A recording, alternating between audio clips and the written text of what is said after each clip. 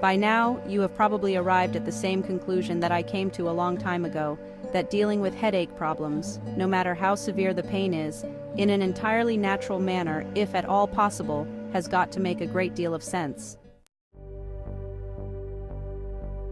But the first thing you must do is establish exactly what it is that causes your headache problem in the first place. If you can establish what the root cause of your problem is, then headaches naturally become less of a problem, because if you know what the trigger is, you can minimize the frequency with which the trigger event happens or remove it from your life altogether. No doubt some people can easily identify what it is that is causing them to suffer headaches, but this does not apply to everyone.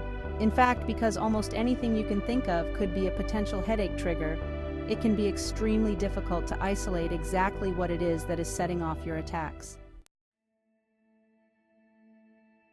Hence, if you find yourself in a situation where you suffer headaches but don't really know why, you need to start keeping a journal or diary so that over time, you can build up a clear picture of what it is that causes your problems.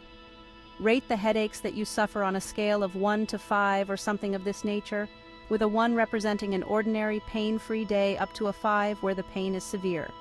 Quite obviously, you want to focus more of your efforts on tracking down what causes you the most painful headaches, and keeping a record in this way is one very effective way of help you to do so. Either from the information that you have read of earlier in this book, or from previous consultations with your medical attendant, you should have some idea of the kind of headaches that you are suffering, with the most likely possibility being that you suffer tension-type headaches. You have seen some of the most common causes of tension-type headaches earlier in this book, so you should make a note of any occurrences that fall into any of those categories. For example, if you are faced with a stressful, high-pressure situation and your headache seems to come on fairly soon afterwards, you have a very clear indication of what your problem is. However, there really is no limit to the range of events and situations that can cause headaches, with food being one particularly obvious example. For some people, there are just certain foodstuffs that do not really agree with them, and one of the ways this lack of agreement can be exhibited is through headaches. Hence, write down what you eat at each and every mealtime, so you have an exact record of what you consumed just before the onset of your headache. As mentioned previously, although many people will develop a headache within a matter of minutes or hours of a trigger event or situation, this is not the case for everybody. In fact, some people will not develop a headache for a few days after a trigger event, although under normal circumstances, a headache will start to develop 3 to 12 hours after eating the wrong kind of food, for example. Nevertheless, you may need to go right back over several days in your diary before you start to see a pattern emerging. This is, however, exactly what you are looking for, a pattern of something happening after which you seem to develop headaches on a regular basis. As I suggested earlier, once you can identify what it is that triggers your headache attacks, you can start doing something about it by removing that trigger from your life. For instance, if you manage to narrow it down to a particular foodstuff, then avoid eating that particular food from here on in. Or if there is some especially stressful event which seems to trigger your problem, see whether you can avoid that particular event as well. Of course, it is not always going to be viable or feasible to avoid everything completely.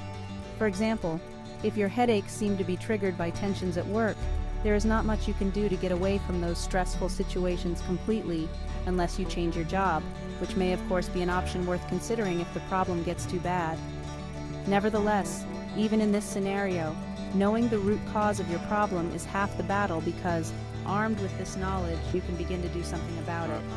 For instance, continuing with the previous example, if you establish that the primary cause of your headaches is stress in the office, you should consider taking up something which is going to help you learn to relax more. Some people might choose to take up gardening or painting, whereas for other people, listening to music or reading a book might help them calm down. Consider learning how to breathe slowly and deeply at those times when your stress threatens to get on top of you, and you can perhaps consider combining deep breathing exercises with yoga and/or meditation. If you're not in a position to expunge whatever it is that is triggering your headaches from your life, you need to teach yourself to deal with those triggers more effectively, but you cannot do so until you know what they are. As a general rule, Applying moderation to your alcohol and caffeine intake is something that many headache sufferers find to be effective for reducing the severity of their problem, whilst consistent sleep habits and eating regular meals can also be very helpful too. Other fairly common tension-type headache or migraine triggers are as follows: allergic reactions. This can be a reaction to food or drink, or it may be something like a hay fever-style reaction to pollen. Loud noise, bright lights, and certain smells or odors, smoking or exposure to other people's smoke. So the first thing to do is keep a journal so that you can identify the cause of your headaches before removing that cause from your daily life if possible. However, there is no guarantee that this is going to work because for some people, it is not going to be possible to isolate one single cause of the headache problem in this way.